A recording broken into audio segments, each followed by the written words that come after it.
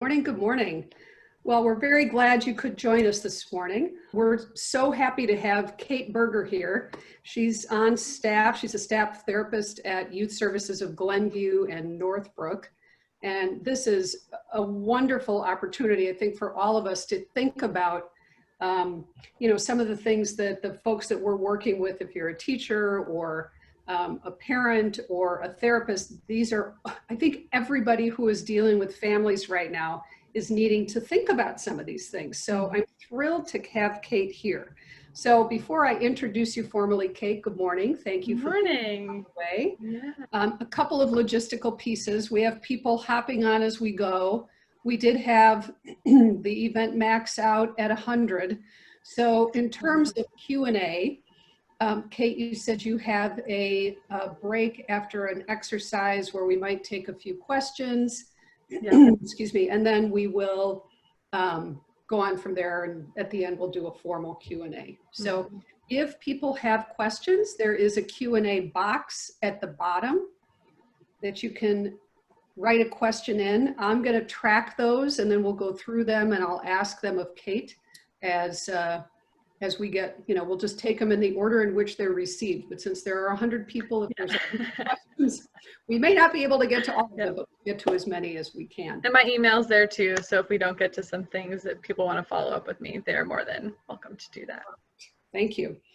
And then at the end, we'll need everyone to fill out their evaluation. And if you want to get your CEU, we're still tweaking this, how we're managing the CEU portion. So I apologize, it's not as streamlined as we would like yet, but in the email that Aline, our fabulous coordinator, sent to you, it'll explain how you go about getting your CEU. So if you want to go at the end, you need to go back and click on a link. Here's a little note from Aline, tell them to only use Q&A and not the chat to ask questions. So I'm actually gonna, on my end, turn off the chat function. I think I can do that so that we're not getting them in two places. So at the bottom, just to familiarize yourself, there's a mute button. Everyone is muted. You'll stay muted throughout. You can stop your video, although we probably won't be able to see you. There's a Q&A tab, and then there's a chat tab. So if you could try to just use the Q&A tab, I'm not going to be checking the chat tab during this webinar. So hopefully that will take care of it. This morning we have Kait Berger, as I said. So Kait, thank you so much for doing this. I appreciate it a lot. You're welcome. So Kait is an LCPC who works as a staff therapist at Youth Services. She supports individuals, families, and the K through second grade social skills group. You have the little guys. I do. So Kait has extensive training in child-centered play therapy and sand tray work. She also has knowledge in child and adolescent trauma work, solution-focused therapy, family systems, and CBT. Kait has a background in environmental studies and taught nature studies to preschoolers for several years. Boy, that must have been fun. Yeah. When she's not working, Kait enjoys walking her dog, finding places to explore outdoors, reading, and baking. So we're all expecting at least one recipe to come with slides at the end. We'll see. We'll see. Yeah, well, thank you so much for having me. Thank you, Kait. I'm going to turn it all over to you. All right. Well, welcome everyone. I hope you are somewhere cozy and have a warm beverage this morning on this little bit dreary day. We are going to do a not exhaustive study of play and mindfulness and gratitude, but hopefully a kind of a jumping off point for you to feel inspired and to have some ideas to run with. And what a great time to stay calm and carry on, because that is what we're doing. Stay calm, carry on, ways to utilize play, mindfulness, and gratitude during times of uncertainty. So let's go. All right. So I'm going to move my little picture box so I can read everything. Parents and children are navigating working from home, e-learning, changing schedules, and an unknown future, among other things. And this continues to stretch out, right? We don't know when our current situation will change or end, and it can be very exhausting at times for all of us. We're going to explore today how play, mindfulness, and gratitude can help families and yourselves to manage stress of everyday living in these uncertain times. And we're also going to discuss how grief can impact ourselves and families and ways to manage our expectations around that. Some of the objectives I hope to meet today are just helping you learn about the impact and importance of play, learning about regulation activities to support children at home and possibly yourselves, developing tools for helping clients practice mindfulness and gratitude at home, and developing ways to navigate dealing with grief and help families name the losses that are happening right now. So to jump right in, we're going to do a little activity to help us take a deep breath and kind of be mindful. So hopefully you have a piece of paper, a writing utensil, and some coloring supplies. And on the first side of this blank piece of paper, you're going to start with a circle in the center labeled stress. It could also say worries or losses or changes. I like the word stress because stress can include both positive eustress and negative de-stress. And many things in our lives are not just one or the other, negative or positive. They're kind of a mix. So you're going to start with that stress bubble in the middle, and then from there, you're going to bubble out. What are some other things that are adding stresses to your life? I've given some examples. So it might be dealing with family or missing family, or the Zoom calls of life. Could be if you have kids, school, or if you're in school, it could be work. And then from those bubbles, just continue to go out. Continue to write down until you can't write anymore. What are some of the things that are just on your plate right now? And this is a great tool to use for clients. It's a great tool for us to use at times when we're feeling overwhelmed, or we just have so many things we're thinking about and we can't process them out. So take a little bit of time and just write out what are the things that feel like they're really heavy or just on your plate right now. So I'm going to give everybody a few minutes to do that, take some time, and then in about 2 minutes, we'll flip the paper over and we will do a different activity on the back side.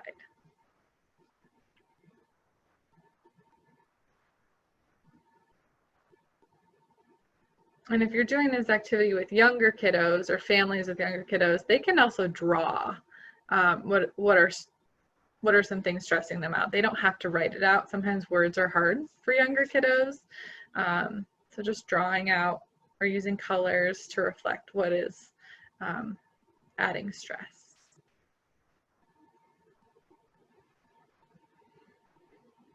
And as you're doing this, just kind of notice what it feels like to write out everything. Notice what you write, what you observe. Does it feel like more than you realize? Does it feel like less than you realized? Is there anything that surprised you while you're doing this?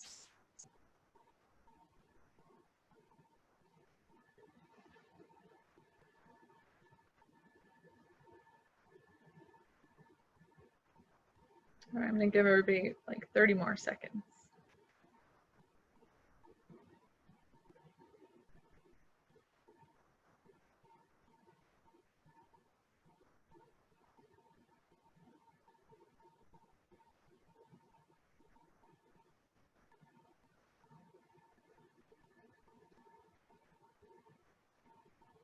I do realize if you're doing this with a client or a kiddo, you may give them an more open-ended time frame, but because we're doing this in a presentation, it's a little more limited.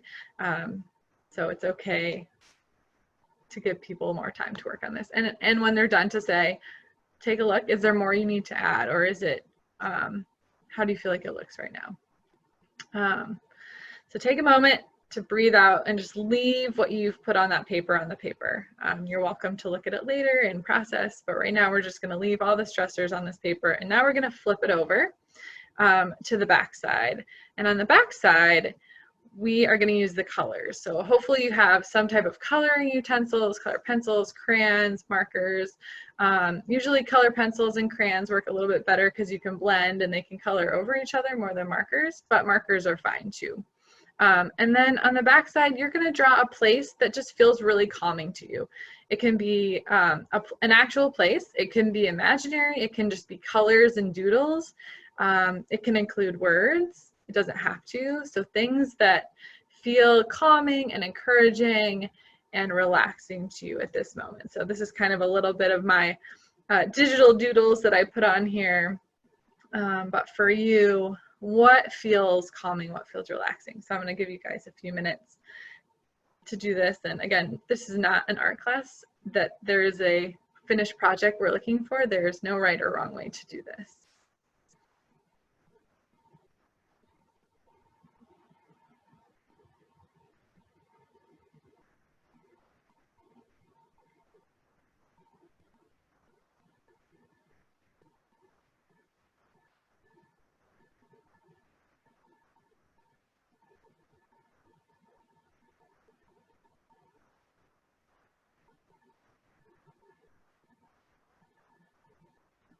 And as you work on this activity, just notice how you feel in your body. Do you notice any changes or anything relaxing or anything that's tense? Do you notice your breathing? Are you slowing your breathing down as you are engaging in a more calming or relaxing piece?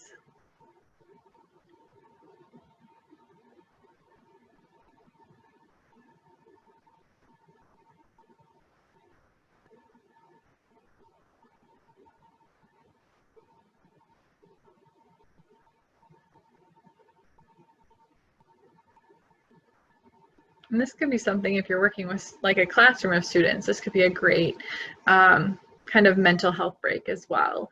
And if you're working with clients in a mental health capacity, this can be a great way to just help them check in about stressors, especially if maybe a lot of their thoughts are getting kind of jumbled.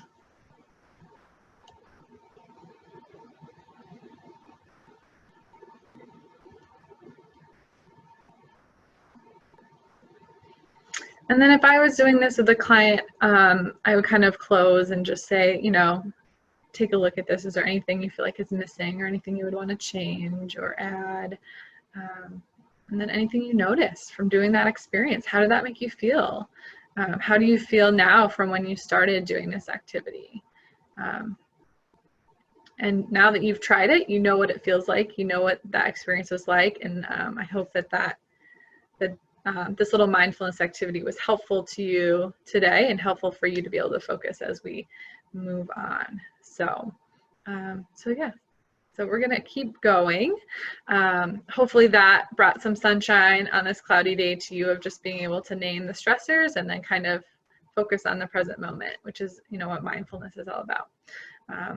But due to time constraints, we are gonna keep rolling right along. So I love this quote by Charles Schaefer, who is a wonderful, wonderful play therapist. We are never more fully alive, more completely ourselves, more deeply engrossed in anything than when we are playing. And this is true. If you could think about things that make you feel alive or encouraged, or think about what are the things that make you feel playful, and kind of think of that as we continue on. So the power of play. Why is play so important? Play is so important because now science really backs up and research backs up what play therapists and children and adolescent therapists have really observed for years, that there is really great brain integration that occurs and development through play. So right brain and left brain hemispheres are interacting in play. Prefrontal cortex and frontal cortex and the lower regions of the brain are integrating during play. Play really helps with developing real life lessons through understanding, ooh, if I drop this, it's gonna fall. That's gravity, that's real life, right? Figuring out how things work, learning my own limits. If I jump off of this, because gravity is there, I'm going to go down. And so is it a big height? Is it a small height? And I would say play often should be, in this sense of the word play, is a non-directive play. It's free play that tends to have the most power and the most importance, but also it can be play in any form, whether it's playing sports or structured play also is important. But really free play is so important, and is something that is often missing in our world today. Although now being at home, there's a lot more free play because we don't have our sports or we don't have our after school activities. So that's why it's so important. Play is really important for helping children and adults process just internal subconscious and unconscious processes. If you ever see a little kid playing and then you hear them say something you say as a parent, you're like, why are they saying that? Oh my gosh, they're saying what I'm saying. They're working that out for themselves, right? They might be like trying to process how mommy or daddy respond to them and just working it through. So play is a great way for internal processing, which is why play therapy exists, right? We're observing children working through their internal processes of their experiences. Play helps children master the different stages of development that are progressive and complex. It helps them do it in a safer way. It helps them master those stages in a safer way. Play is a great way for children and adults to have vestibular input and build body awareness and regulation. If they're outside running or they're jumping on a trampoline or they're bouncing into like pillows, that is giving them input in their bodies as opposed to just sitting in a chair or maybe they're struggling to know where their body ends. So play allows that input, which is really important. It helps them develop independence and kind of freedom of exploring what their capacities are and how far they can go, you know, under safe adult supervision in some ways. It incorporates all learning styles, so play is really important, especially for those kinesthetic learners who need to move to learn. Often at school, right, it's auditory and visual learning, and the more learning styles that are incorporated, the more learning happens, the more memory is retained. So it's really great. Play is a great way to even teach academics, right? Because they're playing it, it doesn't feel so serious, and they're incorporating it in many different learning styles. Play opens up our creativity synapses. It allows us to remember and to feel more creative and to build on what we know. Play helps with social emotional development, whether it's being played out among playthings like dolls or animals and building relationships, or if it's between people, right? Theraplay is a really great example of how play builds the social emotional relationship between parent and child or caregiver and child, of building that attunement and attachment. And then there's some really great research out there on the importance of risk in play and helping children develop a sense of mastery over taking appropriate risks, and how that's actually really important for their development, and play is a great opportunity for them to do that. And then it plays with others, whether it's peers or now with siblings or parents at home. Play helps develop social skills, team building skills, cooperation, empathy and reconciliation, and developing communication skills. And that is just a short list, I would say, of the power of play. And often, you know, parents come in to therapy and we talk about utilizing play therapy techniques, and well, they just get to come here and have fun and play, right? And that's important work that helps them develop important skills. So some great activities that can be helpful for kiddos and families at home right now.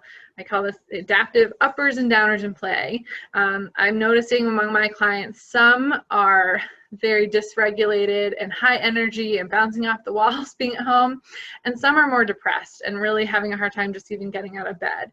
And so the down-regulating and up-regulating can help those families and those kiddos do a little bit more balancing. And I should say a lot of these can be done for both. Like yoga and stretching, that can be both down-regulating and up-regulating. So for our kiddos who maybe a little bit more wired and need a little more calming and safe space, there's some great virtual calming rooms out there right now that have just like great calming sounds, great calming visual experiences, giving permission too for families like to take a nap during the day. The schedules are a lot more flexible right now, so I think having that opportunity of like, we're gonna go sit and lay outside, or we're gonna, everyone's gonna have some quiet time now. I think that is okay. That's a great down-regulating option.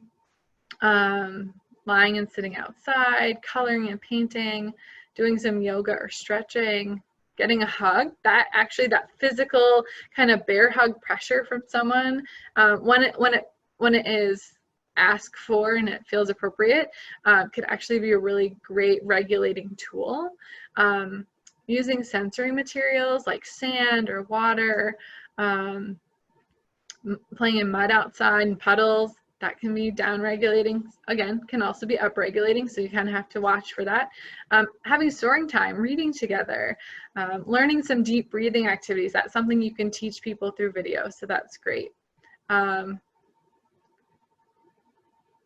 Making a blanket fort also can be really great. And there's great research on den building of the importance of, for kids especially, building some type of fort or shelter that can be really calming and regulating.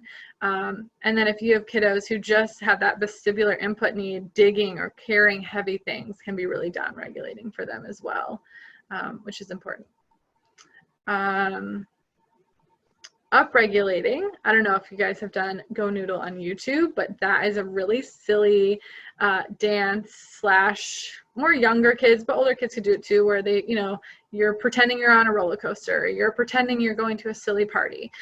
So it's just a silly kind of dance party on YouTube for kiddos. Punching a pillow, if some of the feelings coming out are more frustration and anger, so like, let's get it out somewhere appropriate. Doing Zumba or dance party, jumping jacks or moving your body, jump rope, playing tag, running, or even just walking outside is upregulating. Playing the floor is lava, right? A lot of us are inside right now.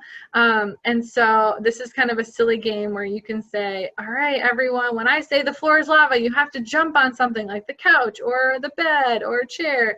And then I might say the floor is lava, but you can't get on the couch. So then you have to find something else to jump onto. Again, hopefully you set appropriate parameters, or your families are able to set appropriate parameters of like, we're not jumping on the table, or we're not, running outside. But again, it's developing appropriate risk for kiddos who need to know, like, they can jump on a couch occasionally when it's in the appropriate setting. But again, regulating, it's going to get people excited and moving. Coloring, again, chalk, and then creating. Again, if you can access those creative outlets, that is upregulating and building encouragement. So those are some tools and then encouragement. And yes, we have talked about getting people the PowerPoint, and my email will also be on the last slide as well. So if you're interested in the PowerPoint, just let Margot or Arlene know. And then mindfulness. And then I'm going to do 2 slides about mindfulness, and then I'll take a few questions too before we move on to grief and gratitude. So mindfulness, we are pretty aware that uncertainty and unpredictability lead to increased anxiety. We are in that time, right? We are in a time of uncertainty, unpredictability. We don't know how long it's going to last. So naturally, anxiety is going to go up. And so practicing mindfulness is so important right now, because it's one of those things that we actually have some control over. And when we feel a sense of control or a sense of mastery, anxiety decreases, and it helps us be in the present, in the moment, here and now, just not judging ourselves or other people. That leads to hopefully a decrease in anxiety.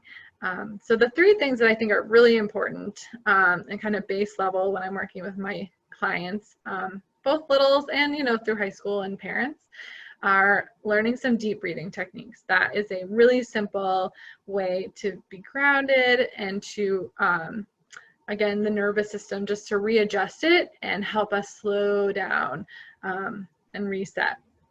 So if you have a chance, there's some great resources online to learn some different fun breathing techniques.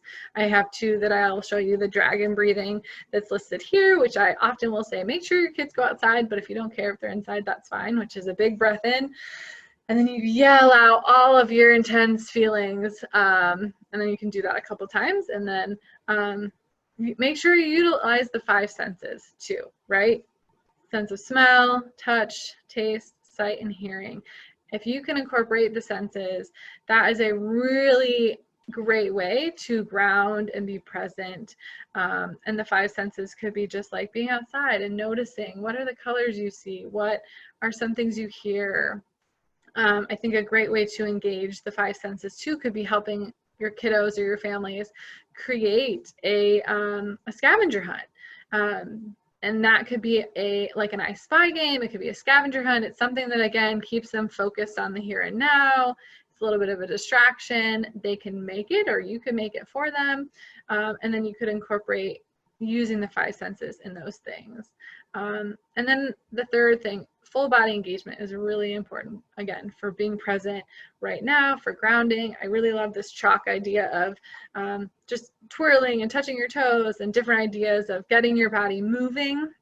We know that movement also helps us be more grounded. We know that it increases our positive brain chemicals, so movement is really important. And then if you have a family who doesn't know what mindfulness is kind of struggling, or they need some story time, Mindful Monkey, Happy Panda is a great mindfulness book that is on YouTube right now. And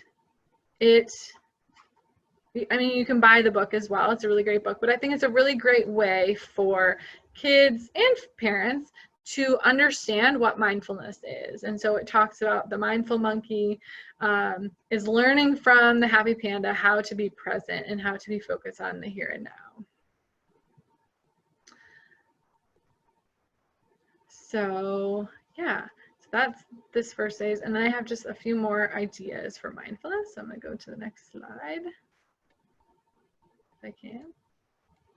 There we go. Some more ideas. Star breathing technique is a really great deep breathing activity. There's different shapes with breathing. And then doing an I Spy game. And again, these are things you can find online and give to your students or your clients, or they're things that they could make themselves.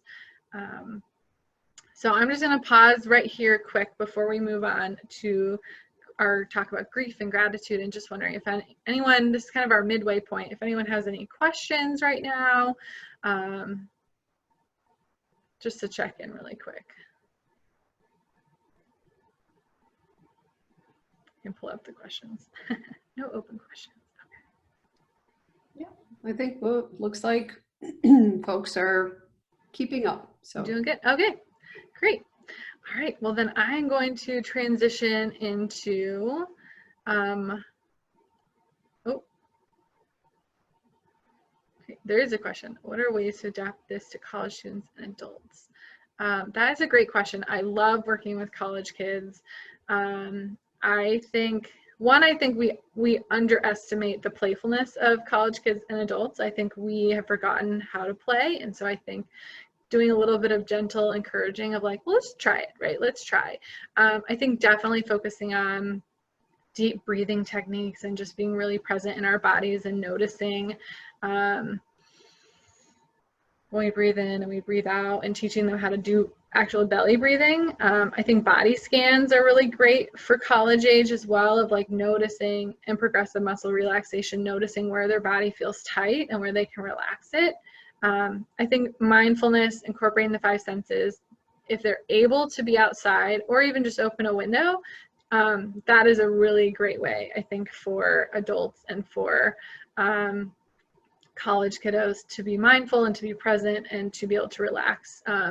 You know, at the beginning they said I have some background in environmental stewardship. I've done some research in the effects of nature and natural settings on the psychological welfare of people, and there's a lot of research that shows that nature and natural settings and natural colors and just being present in nature, painting nature, can actually really impact positive emotions, impact if you have a medical issue, impact the speed and quality of healing. So I think helping our families and the people we're working with really connect with nature in whatever capacity they're able to, right? Because I think there's a spectrum right now of how safe people feel outside. So whether they, you know, the next time they're at the grocery store, they are able to bring home some flowers, or they can open a window, or if they feel comfortable going outside and going for a walk. I think those are great ways to incorporate mindfulness. And there's some really great apps out there too for those older people who they could use that incorporate mindfulness. All right, cool. Well, I'm going to keep going. So our next section is on grief. So grief, this is a time when people are experiencing grief in many different ways, and it shows up in many different ways. And I think that right now there's this huge spectrum of people experiencing loss in very significant and very hard ways, and then people who would, could say, well, I haven't lost my job, and I don't have anyone who's sick, or I haven't lost anyone to COVID. But they also, we all are dealing with losses and grief right now. And I think it's okay that we don't compete with each other on those losses. We don't want to be going out there and saying, well, my life's great, I don't have any problems, and they're really struggling. But I think we need to find space to name those griefs. And so for a lot of families I'm working with, some of the grief shows up like when your kid yells and storms off when you ask them to do a simple task. That might be like taking out the garbage. And sometimes those intense moments or outbursts, even from ourselves as adults, is actually coming from the underlying grief and loss and just all these other feelings that we haven't had space to process or to get out. And so I think with that, it's really important to notice our own expectations, both for ourselves and for other people, and the impact that grief has on our emotions, right? I think this is a time where there's just this struggle of, well, I need my kids to finish school and I have to do work and we have so many things, right? And it's really hard to slow down and just say, you know what? If we got outside today, that's a win, right?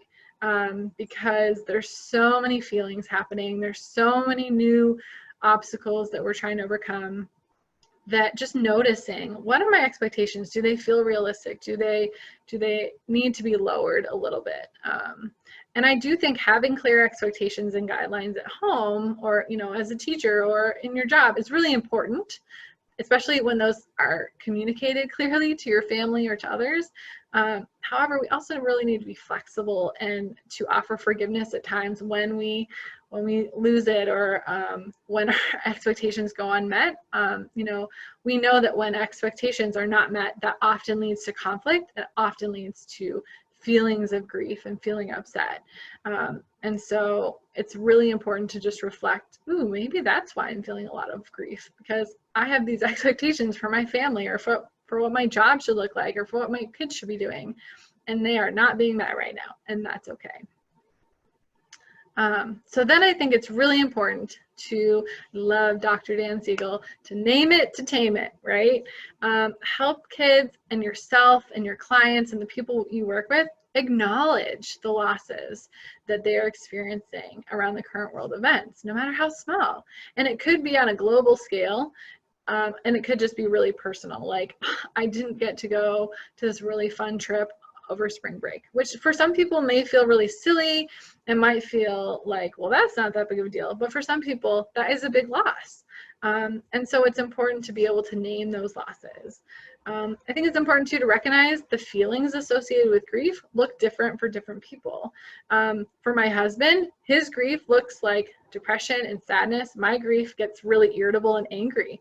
And so recognizing for yourself, for your family, grief might show up in a multitude of ways and at different times. So anger, sadness, feeling numb, anxiety, frustration, irritability, loneliness, hopelessness, helplessness, and the list goes on, right? So kind of giving space and grace to people to feel what they feel, and it might look different from how you feel it.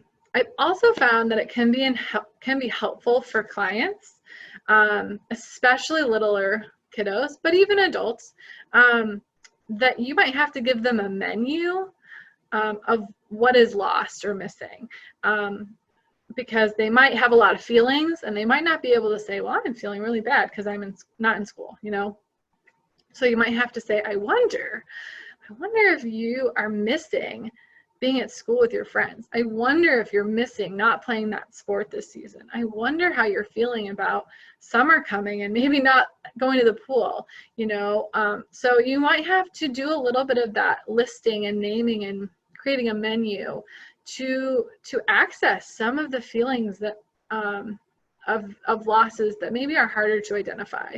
And then a great activity from Dr. Jennifer Lefebvre, who's a great play therapist, is this thing called the trash ball activity. And I've done this with a few kiddos who either have trouble naming what they are struggling with, or they don't actually want to name it and they don't want to talk about it. And so you get a blank piece of paper, and you would do that, you'd say this to your client, okay, get a blank piece of paper, you're gonna write down everything that makes you mad or worried or scared or frustrated. And you're not gonna tell anybody about it. Now, granted, if you have a worry about this person's safety, you may have to assess it a little differently. But if you're not really worried about their safety, but you just need a way to express some feelings, this is a great activity. So you have them write down all the things that are just stressing them out, kind of like that first activity we did today, except no one's gonna see it. And then they're gonna rip it up. They're gonna rip it up really, really small, and then they're gonna tape it together into a ball, a tape ball. And if there's another person present, they can toss it back and forth, or they can do it as a family and tape it all into one ball, and they can toss it back and forth. And then as they're tossing it, they can work on, if you listen to a song, work on tossing it fast and tossing it slow. Which is a great regulation tool, because for most of our kiddos and family members who struggle with regulation and self-regulating, it's usually between transitions, right? So if we can practice speeding up transitions and slowing down transitions naturally, that is actually a really great regulation tool. And they've also had space to process, or at least name, and we know naming our feelings helps to dampen the intensity. Naming the things that are feeling icky is also a really great thing to do. So that's the trash ball activity. I've used that with a couple clients, and it's been really fun, and also I think been really freeing for them when they feel there's pressure that I have to say it, but I don't want to say it. So that's been really good. So moving on to our last little bit of empowerment and gratitude. I thought we should end on a positive note, because grief can feel really heavy, but it is really important as well. But empowerment and gratitude. So these are some things you probably have seen all over, of just positive, chalk messages or signs in people's windows, or this one sign is on a telephone pole in the neighborhood. I think something for families to do at home too, that's, especially if they can't get outside, it's creating a gratitude board as well. I think some families do like a prayer board as well. So finding space to either individually or together encourage other people and find the positive, find the good, because there's a lot of hard things going on right now. And that's not to belittle those things. I think again, it's important to name those things and to honor those things. And also there are a lot of good things happening right now. And it could be as small as, it rained and my plants got watered. I'm so excited about that. Or the sun finally came out. Or I saw an oriole the other day. That was my woods jewel. I saw an oriole. So finding these tiny little things that maybe feel really small and insignificant, but add up to really big, beautiful things. So practicing gratitude, just some really, I feel like, tangible, specific ways. For some kiddos and adults, I think they need, if you go down to this side, to the left side, they need some specifics, right? So today I am thankful for, or one thing I saw today that made me smile, or this person, place, or thing brings me joy. And I love it when what? So I think even if it's a simple end of the day sentence, right, to fill in the blank, I think that can be helpful to, again, you're just trying to access different wiring in the brain. And then we know that encouraging and serving and giving to other people actually helps us feel empowered. And empowerment, again, is a way to feel in control. And when we're in a situation that we feel out of control, we want to help people feel in control and empowered, especially kiddos, but all of us, right? And so if you can encourage other people, you can feel like you have a little bit more power. So you can write an encouraging note to someone. It could be just in your house, or you can mail it. You could draw encouraging messages in chalk in your neighborhood. I've been really encouraged by, there's someone on our street who just says, we're in this together, and yay for healthcare workers. And it's like every different sidewalk next to a house, they've written a message, which is really cute. If you can sew, there's a lot of people asking for face masks, so that's a great way to give back. Or if you're able to afford eating out and supporting a local restaurant, not eating out, taking out. Or you could just leave notes of encouragement around your house for your family members. Often we're stuck at home, and those are the people we become the most frustrated with. Just notice what a kind note does for your home environment. Pick up trash in your neighborhood. Call a friend. Go for a walk and talk to a friend on the phone so you can pretend you're on a walk with them. Or find a mantra. And that could be like as simple as we're in this together, or one day at a time, or we can do it. And I don't think mantras should be those that negate the fact that this is a hard time, right? Like, it's all gonna work out, it's all gonna be good. If that works for you, that's great. But we don't know how it's gonna go. So sometimes finding mantras that are more inspiring could be a piece of poetry, a piece of religious text could be something helpful. That again, words have a lot of power. And so I think writing a note or writing a message to someone or having some positive self-talk can be really important in practicing gratitude. Yeah. And then some final things to remember. These are kind of a summary, but kind of just some pieces that I think are really important.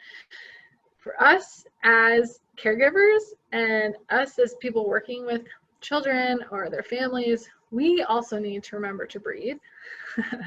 Even right now, we need to remember to find space to cry if we feel like we can cry, or if we need to cry. I think we need to find spaces to be grateful and find ways to express gratitude. Might be creating a gratitude board. I think we also need to do something fun and creative. I think it's great for us to help and encourage someone. For a lot of us, that is our job. But sometimes doing it for someone where it's not our job can also be really good. Making sure we're moving our bodies, whether that is outside riding a bike or just inside doing yoga or stretching, or sitting on the floor with a baby or a dog. Is important. And then making sure we get outside, or at least get some nature, finding what I like to call woods jewels. So those small things that you're like, wow, I saw a rainbow, or I saw a baby bird, some little thing that just brings some encouragement to your day that is in the natural world. It could even just be a post, someone posts a picture of a really pretty flower or something online. And then I think remembering to be fully present with someone and helping our clients or our families that we're working with be fully present with someone, because even at home, even in this stressful time, we can still be really busy and really distracted. And so I think it's really important to just, again, slow down, lower expectations, and just be present with ourselves and with other people.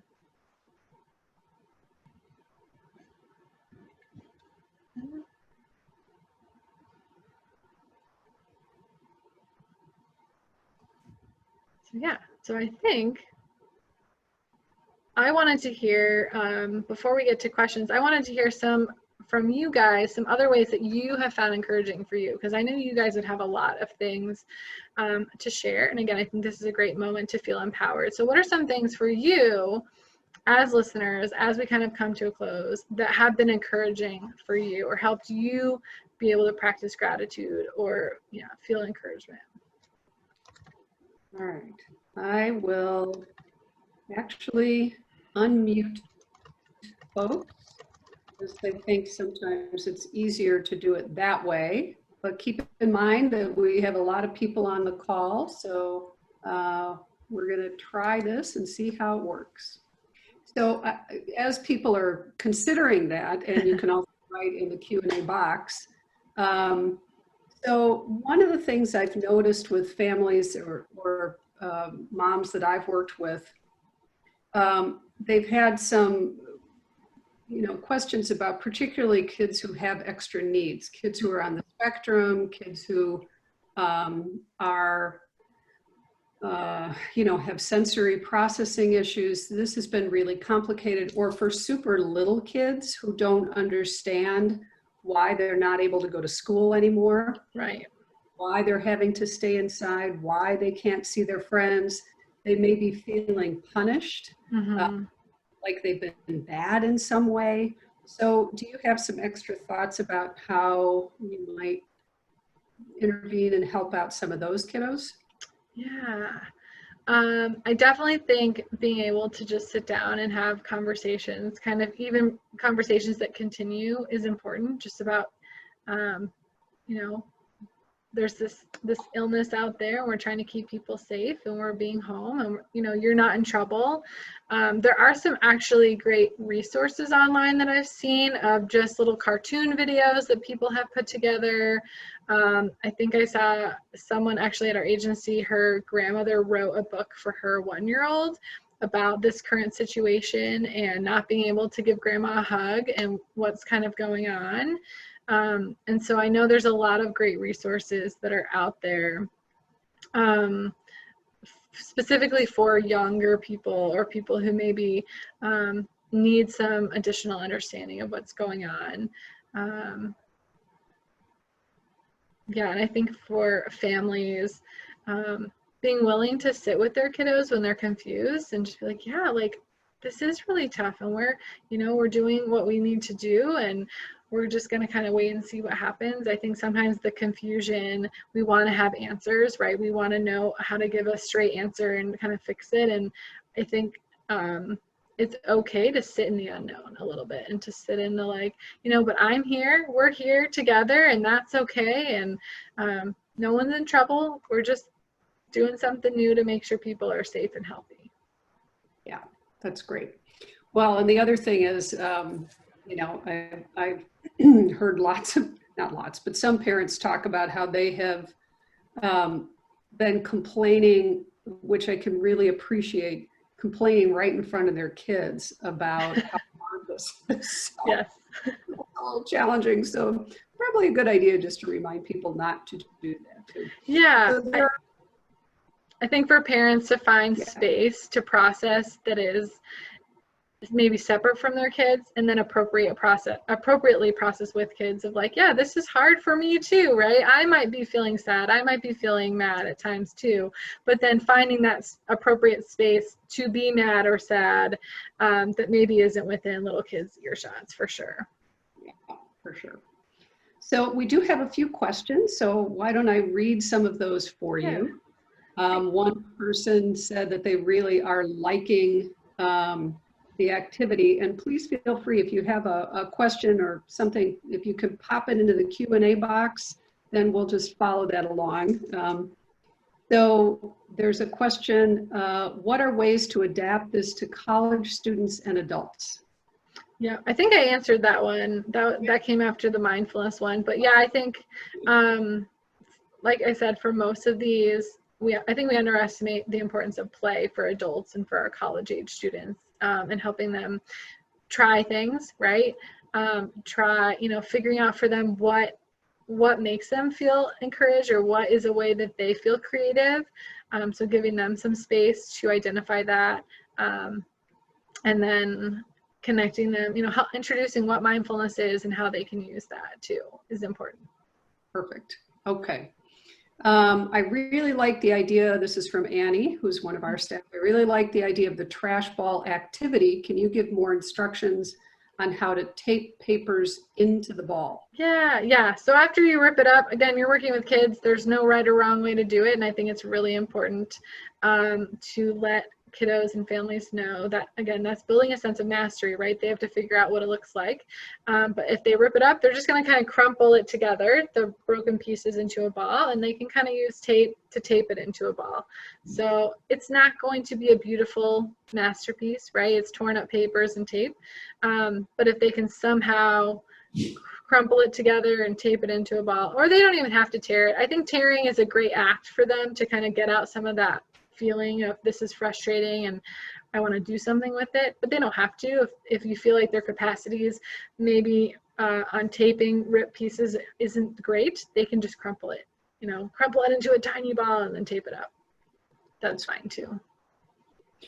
And then there's another question about any tips on working with kids with sensory disorders or ADD or other special needs.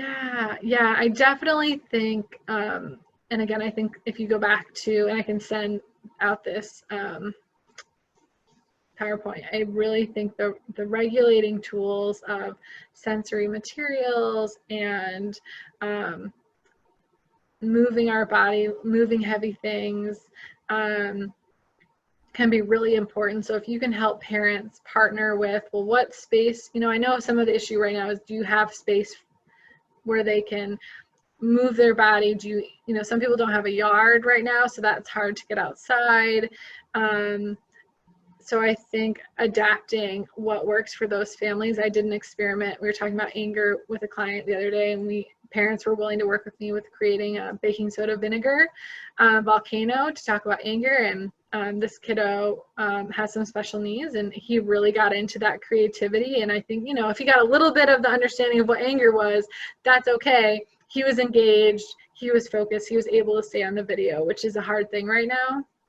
And so I think brainstorming with parents, what have you used in the past that's, engage them and encourage them. What can you use currently? Do you have sensory materials? And it could be as simple as creating moon sand out of conditioner and corn starch, right? A lot of people have cornstarch, a lot of people have conditioner at home, or baking soda and vinegar experiments.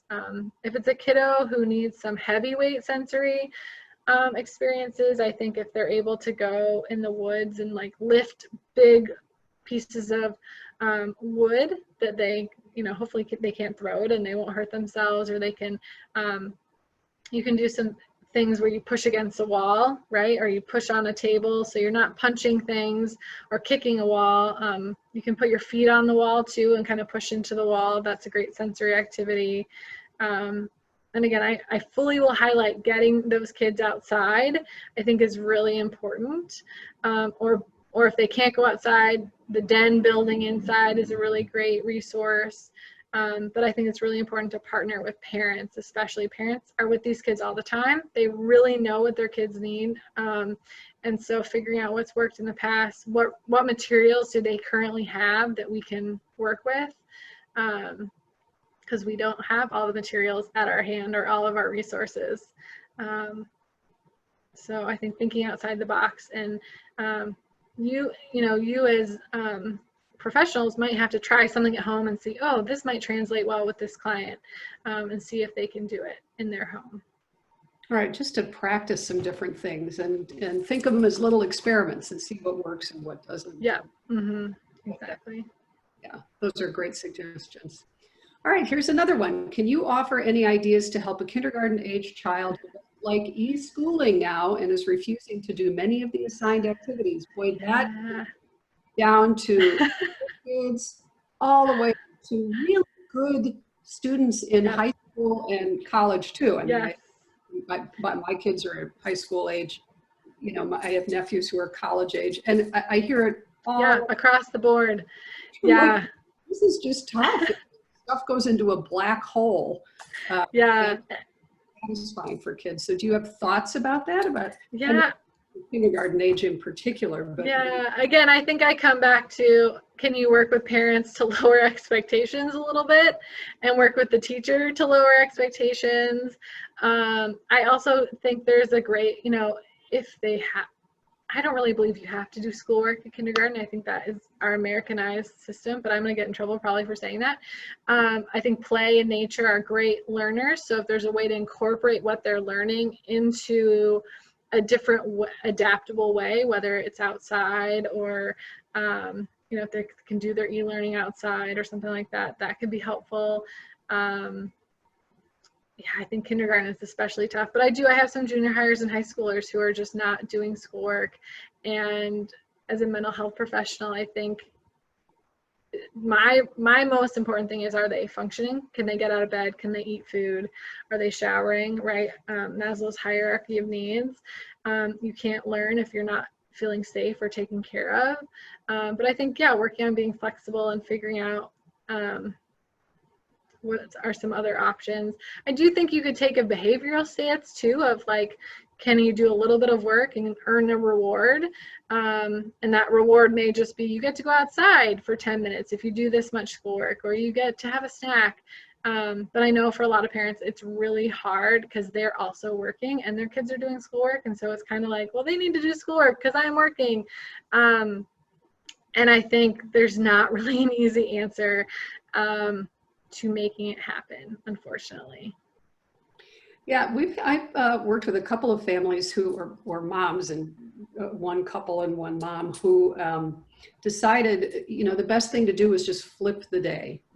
So Yep. the kid had more free time during the daytime, and yes, they needed to be occupied, but they were being a little more lenient with things like video games and TV, and that was working just fine. And then in the evening, because it wasn't a Zoom class, it was just getting assignments done. Yeah. Later in the day, when the parents could wrap up their work, they would help. They could help down, especially with younger kids. With teenagers, I think it's been a little bit easier for them to work more independently. But I think it's so smart to talk about how we just need to ease up. I've heard from several parents that the kids who are anxious are actually in some ways doing better right now. Some of the pressure, if the parents can remove a bit of the pressure and the school can remove a bit of the pressure, that some kids are actually doing better. So I think this is an interesting time to kind of understand what's working for our kids and what isn't, and how to build that into their schedules more if we can. So anyway, I like your idea of, we just have to adjust our expectations. I'm not a teacher. Right. I have a doctorate, but guess what? It's not an education. I don't assume to be a teacher. I'm really clear that what my kids' teachers can give them versus what I can give them is entirely different. So, we've as parents really had to adjust our expectations, understanding it's just not going to be the same. But I love what you're saying about how is their mental health too? Are they getting out of bed? Are they eating their meals? Are they getting some exercise? Are they getting outside at least part of the day? I think for any age group, adults, like I'm holding myself to that standard. So just a thought. Yeah, and there's only a few more weeks of school, so it's kind of like, hang on, right? Hold in, like, cannot be a good end goal. And definitely, I think partnering with teachers who are also just trying to figure it out as they go too. Right. And then the issue comes of what do we do with all the children and adolescents when summer hits and there isn't school? I mean, that's a whole other kettle of That's about that. But we'll go on to the next question. So any suggestions, this is from Faye, any suggestions on how to have kids keep their masks on as maintaining social distancing? Yeah, I think with that one, I'd want to know, there is part of me that wants to know a little bit more of the context, because I think, if a kiddo is like, we're going to go visit grandma and you have to wear your mask and you have to stay 6 feet apart, I can see where that would be really hard and navigating what that looks like versus like, we're going to the grocery store and you have to stay by me and you have to wear your mask. Again, I take like a behavioral stance a little bit of, maybe we can say, if you can wear your mask, when we get in the car, we can take it off and have a dance party and celebrate. I also think it's important to talk to your kids about why we're doing this, because it often becomes, right, we get upset, we're scared, don't do that, you can't take that off, you can't go there. So I think talking them through, like, this is why we're standing 6 feet apart, this is why we're wearing the mask, it's really important. And I think flexibility is important. I understand we want to keep people safe. We want to keep our kids safe. We want to be safe. And also, we can't prevent everything with our kids, right? You can walk around and be like, oh my gosh, why, and this is before mask. Why is your shirt off, right? Why are you walking around without your shirt on? So I think, as parents, just jumping in and being like, remember, we need to keep our mask on. And we're trying to be safe. I think if it's with family members and they really can't stay back, right? I've seen people doing the garbage bags, so they're covered in garbage bags, and there's some other protection. So if the kiddo is like, I really can't stay away from grandma.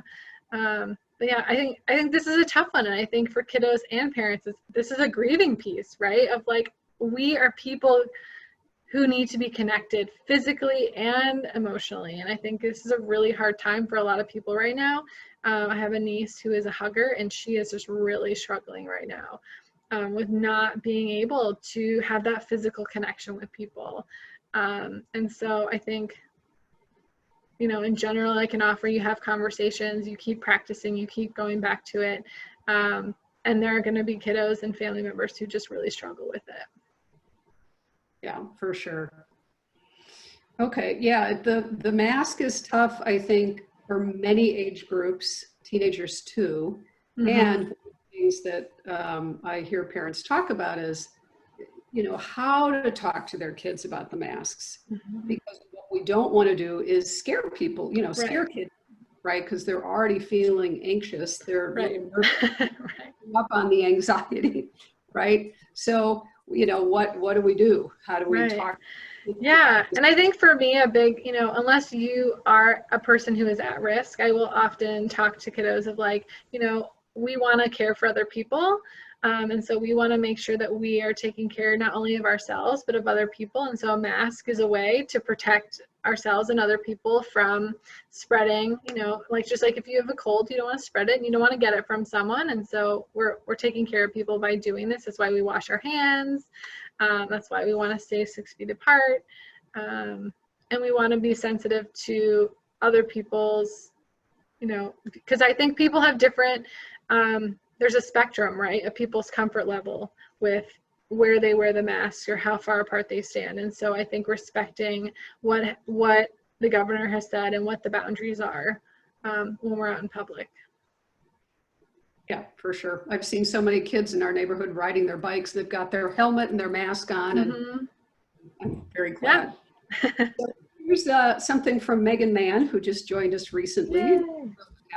This is her comment is, my 22-year-old son found a time capsule from his senior year in high school. It taught him that nothing lasts forever. It'd be an interesting activity for kids, the importance of this situation when they open it up in a couple of years. I love that idea. Yeah. That's a great idea. Yeah, I think what an interesting time we're in, right? That we are learning so much. I've actually had a couple clients say, people are going to be reading about me and this time in history books, right? And so I love the idea of a time capsule, even if you did it for a year from now, right? What will have changed? I think that could be a really positive thing for a family activity or kiddos who need some inspiration right now. Mm-hmm. Yeah, for sure. I think that's a great idea. Mm-hmm. Right. It makes it more fun and kind of interesting. And my kids are really liking that idea of being, you know, this is a period in history that is unique, and they're going to be, you know, putting that spin on it too. Yeah.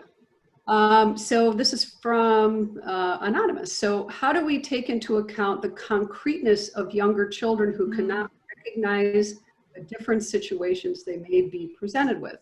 For example, playing on playgrounds at home versus right. Yeah, I think that is a great question. Again, I think kiddos have more capacity often than we realize, and I think it's okay to sit with them in the unknown a little bit. But I really think, you know, processing a little bit of like, yeah, this is how it is. It's kind of a bummer, right? And kind of sitting in that grief with them. I think some kiddos are capable of doing that, some are not. And I don't think there's a really easy answer or an easy fix to that problem. Yeah, I think it's just okay to validate and say, yeah, mommy's really sad we can't go to the park too, like, but we can go in our backyard, and that, you know, that will change hopefully soon, right? Hopefully we can go, and I don't know when, and that's hard too, to sit in that unknown. Yeah. Well, and I wonder about kind of the concept of pre-teaching for some of the littler kids, like doing a dry run before you actually go to the park, and letting them experience, you know, sort of pretend like they're drawing out with a map of where you wear masks. Like, when you're over here, this is where we keep our masks on. If we're over here are all by ourselves, we don't have to. It's just doing that pre-teaching or a dry run, kind of maybe a few times before you actually take them somewhere where they're going to potentially be with other people. Yeah.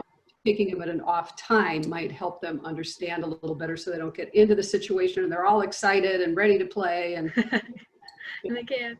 Yeah, and I think that's a great reflection of why play is so important, right? Because if they're at home and they can play it out with toys or with dolls, and you can kind of create like a park area, or they can draw a map, again, they're processing internally, even if they don't cognitively, they can't say, oh yeah, at the park, we can't do this, right? But they can play it out a little bit. And as a parent, you can kind of coach them. All right, I see they're going to the park. We got to put their masks on.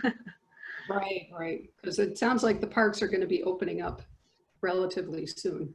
Yeah. All right, so Ruth Babcock, one of our folks, hi Ruth, says, Hi. one great resource for sensory integration is input from therapists, the experts in the field. Some of their interventions include using deep pressure on specific body parts, wrapping them tightly in a blanket, not their face obviously, weighted vests, etc. Parents of special needs students should be able to access school OTs. I'm sure they have websites that can offer great strategies. That's a good point. Yep. Yeah, OTs are great. And I've even heard of more OTs partnering and having experience in mental health capacity and really connecting with that. So that is, yeah, reach out to your OTs. I think a lot of them are doing more virtual online support as well now, which is great. Yeah, even just coaching for parents of how to handle it at home, especially with the special needs kiddos. Yep. This is from Kareem. I believe the environment plays a significant part in a child being able to focus on schoolwork, bright colors, encouraging phrases, etc. Sure. You have any thoughts, Kate? Yeah. I mean, and again, I think that's with expectations. Some kiddos, home is conducive to learning, and for others, it feels like play. I've encouraged clients who are a little bit older, but you could encourage this with parents of kiddos. You might have to change up where they're doing their learning to see if that affects their learning ability, right? If they're in their bedroom, they might just want to curl up back in bed, or they might, maybe they'll learn better if you sit them at a table outside when the weather's nice.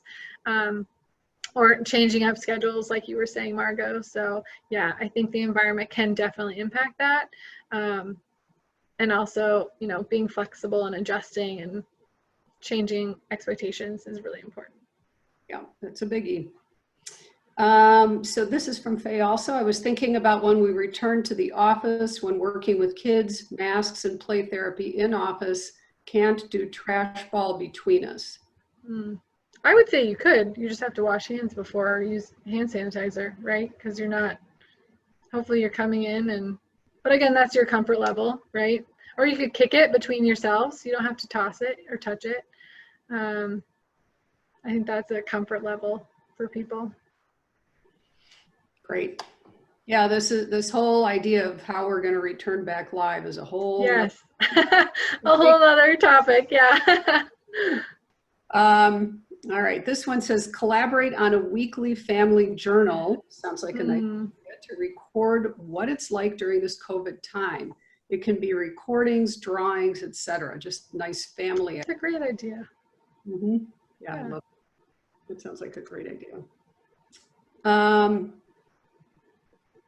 I've been also asking my clients to look for gains during this difficult time, which is great. That they would not just feel like the time is just going to be at a loss of many things for them. I'm wondering what the presenter thinks about that. Yeah, I think that is a great thing to do. Again, I think there's a balance, right? And knowing your client, knowing what they need. I have had some really interesting conversations with clients about gains and about just things that they are surprised they may actually grow from this experience or come out of with this experience. And I think that's been a good perspective changer for sure. Just, adversity, again, can often bring about growth. And so, yeah, I think that is a great thing to do, especially if your client is struggling and maybe needs someone to point them in that different direction. For sure. Okay. This is from Carol, one of our folks. It says, one mother asked the child a series of questions regarding the pandemic. What is it? What do you like about being home? What do you miss? What would you like to do when it's over? And taped it and posted it to family members. I think it's recorded it and posted it to family members so kids could get the comments back. That's great. To keep everybody in some kind of conversation. These are great ideas. Yeah, if you have other ideas, folks, please post them, because it's part of what's nice about this is just sharing things you found that are really helpful. This And is I love that idea with asking a kiddo too about their thoughts, because again, that's that empowerment, that's letting them feel a little bit more like, ooh, I might have some answers to this, or I can, you know, come up with answers. I think that's great. For sure. And it makes it, yeah, everybody's included. Here's one. I've encouraged my musically inclined patients to play a piece outside for the neighborhood and record it in a Zoom meeting. That's great. That is great. Yes, I think music is such a great unifier, right? It brings people together, and I think we can't go to concerts right now. So what a great way to both use their skills and encourage other people. Right. Yeah, Megan's saying we need to bring back drive-in movie theaters. Evidently, drive-in restaurants are seeing a boom, so maybe drive-ins will too, or turning our backyards into homemade theaters, social distance the chair, invite the neighbors. That's a nice idea if everybody's masked in a particular distance. Yeah, I think that's great. Yeah, that's a lovely idea. There's a drive-in in McHenry, evidently. Good to know. Yeah. All right. Let's see, strict guidelines, but here's the info. So if anybody's interested, it looks like it is goldenagecinemas.com. That's for the drive-in, goldenagecinemas.com. Any other thoughts or questions or ideas, things that you folks are finding to be helpful? There's a comment, thank you so much for taking my question. Gains might be deeper relationship with self and other people. Some of my clients are reconnecting with their friends that they haven't seen for years and are getting new connections, for sure. Yeah. Yeah, I've definitely encouraged clients, especially those who are a little more down or isolating, to reach out to people. And just to specifically think of who's one person you can reach out to this week, because I think there can be that feeling of isolation, and yet it's amazing who you can reach out to because people are home, right? There's not as much scheduling as has needed to happen before with calling or texting people. For sure. Yeah, and you know, just some of the creative things people are doing with their kids, of having them play games with each other on Zoom, watching a movie. I mean, some of the things we've talked about for adults, some kids, and I think these are slightly older kids, are doing. A client of mine pulled out her jacks the other day, and her dog, we were playing jacks. I'm like, who even has jacks anymore? Yeah. That's so great. And there's some great online gaming, like you can play Uno with people online. You can play Battleship online. You can do puzzles with multiple people. These are things we've been incorporating into our groups. And so if you need an online community connection, there's a great way to do that. Wonderful. One of our neighbors plays music, this is a comment, in her driveway each evening at 7, and we'll come out into our driveways and sing and dance together. Great to see families from a distance and still feel connected. That's lovely. I love that. Wonderful. Families can send thank you letters to the peeps on the front lines at the local hospitals. That's a nice idea too. I mean, it's a lot of these are, how do you, especially for kids, help them find something positive in what's happening, which, you know, certainly requires us to be sort of grounded and to be able to get into that emotional space too, so we can help them get there. Yeah, and I've seen people do, you know, they turn sheets into like painted messages that, you know, kids can help paint on a, you know, big poster board or a sheet, just take somewhere and say thank you for helping. Another fun thing I saw was a friend of mine went and visited her niece, and they have a big like glass storm door, and there's glass like erased chalky markers, and so they were on opposite sides of the door, and they just drew and did tic-tac-toe back and forth and drew funny pictures over each other. So, you know, window paint is, and, you know, window markers is a great resource too. That's a great idea. I love that. Here's another thought for teens and young adults getting engaged with some social justice efforts that are happening virtually, either through their church or other efforts like Vote Love may be meaningful. I love that idea. Yeah. So, you know, some time to really spend on things that are helping people in the world, making meaning of this. You know, there's one of our therapists, Kait Willamska, was talking about how you know, some of the old ways, the stages of grief and loss are a great way to think about what people are going through. But there's also this stage at the end that's been added more recently in the grief work about meaning making. Yep. It's an amazing opportunity for that. Now it's harder if you're, you know, grieving the loss of a loved one, and you know, I mean, there's extenuating circumstances, but I think for a lot of folks doing something meaningful, if they're home and they're not working, if they're home and they're struggling schooling their kids and the day is just a huge drag, taking time out to do something where it feels like everybody benefits can really do people's hearts good. Yep. And here is from Sarah Moskowitz Gordon. Thanks for this amazing training and for plugging my mother-in-law's book, Kait. Mentioned she wrote it to help my little one understand the changes in life following the shelter-in-place orders. Adding in here for anyone who is interested. Which book was that, Kait? That was the one about for the 1-year-old, of just understanding why, you know, why they were separated from family and grandma and why they were at home. Nice, that's wonderful. So please feel free to get it. If you go into the Q&A section, you can see the link for the book. So that's great, Sarah, thank you.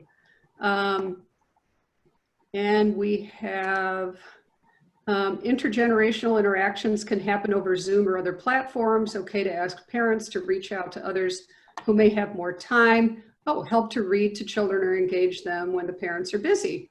Brilliant. Great idea. That's a great idea. Yeah, I'm going to enlist my mother-in-law today. Grandma's going to be on board. It'll be good for her too. Wonderful. So, and some other really lovely comments from folks about just how helpful this has been today. So any final questions, comments, thoughts, Kait, that you want to share? Yeah, I mean, I think just try things, be creative, find people to just share your joy and your encouragement. There's so much negativity out there. So figure out ways to just encourage other people and be positive in the midst of us carrying on, right? We don't know when or what this will look like, and we just need to continue staying the course and encouraging other people. For sure. And playing, right? Find where we can play, even in the smallest moment. Exactly. So thank you so much for having me. This is wonderful. Very helpful. Thank you, Kait. So a virtual applause for Kait. My dog who's been sneezing throughout this. If you can, courtesy of Ruby, the joys of working from home. So another time for us to maybe take a moment, if anybody has an announcement they would like to make, if you have an offering that you think would be helpful to folks, now is the time. People are just saying, yeah, great reminder to play. Thank you so much. Those are great. But if you have any other announcements you'd like to make, while you're typing those, I'm just going to tell you a little bit about a couple of things we have going on. I'm Margot Jacot, by the way. I'm the owner and director of the Juniper Center. Kait, thank you for doing this for us today. We have done these monthly networking meetings for 8 or 9 years. I don't know, it might be 10 years now. And we do it on the third Friday of every month. It was a live event forever until last month. Now it's virtual. And I'm thrilled that we can do it this way. I'm really pleased we can do that. So for now, and it's really one of the benefits, because we had a room that could hold about 30 people comfortably. And now we've been able to double the amount of people who can join us. So I'm really thrilled that we can do that. We can offer State of Illinois CEU for all licensed professionals, mental health professionals. So if anybody needs that, this is an opportunity to get a CEU a month if you'd like. We do this every month, and I think we're going to continue it as a webinar for now until further notice. I don't think we're going to be going back into the office for, sardining people back into a room anytime soon. So we have a couple of things if you're in need. We do have an ethics drop-in on Tuesdays at 11 a.m. on the second Tuesday of the month on Zoom. That's with Carol Goldbaum. She's been on the ethics committee of NASW. She's a long time social worker, great ethicist. So we have that available if anyone is interested in that. That's a drop-in. I'll give you our contact information in a moment if that is of any interest to anyone. We also have a couple of teletherapy groups right now. We have a grief group because a lot of hospice folks were, hospices have been closed. So this was for people to continue who are in grieving for a number of reasons to still have support. Before you sign off though, please make sure you do your poll so that we can get the feedback we need, please, to continue to improve these, and so that if you can get your CEU if that's what you're hoping for. We also have, and I'm going to turn that on now, we also have a self-compassion group right now that's based on Kristen Neff's work. That is 3:15 to 4:15 on Fridays, if anyone is interested in that. Insurance now is covering these groups, so we're happy to do that wherever we can. But we don't turn people away for these groups because of finances. That's just, I think this is not the time to do that. And if anyone is curious about us, we have 5 different teams in our practice. We have a trauma EMDR team. We have a queer team is what they call themselves, work a lot with LGBT, especially transgender folks these days, child and adolescent team, couples, and then addictions, especially with sex addictions and the partners. So that's just a little bit about us. And we are, of course, like everybody, working all virtually right now. So I'm just going back through. Can there be an email sent for the drop-in meetings? Yes, our email is info@thejunipercenter.com, info@thejunipercenter.com. And if you send us an email there and in the line, please put ethics group, that would be great. And you can just ask any other questions about us from there. And I think that was the only other specific question. And we'll just forward those on directly to Carol. And Carol will make sure that you get connected about that. But if you have any other questions for us, let us know. If you would like the PowerPoint for today, let us know that too. If you want the CEU, please make sure to go back and do that other piece on the website. So that, I think, is what we have today. Lots of people saying this is great. The survey, can I put the survey back up? Did I take it down?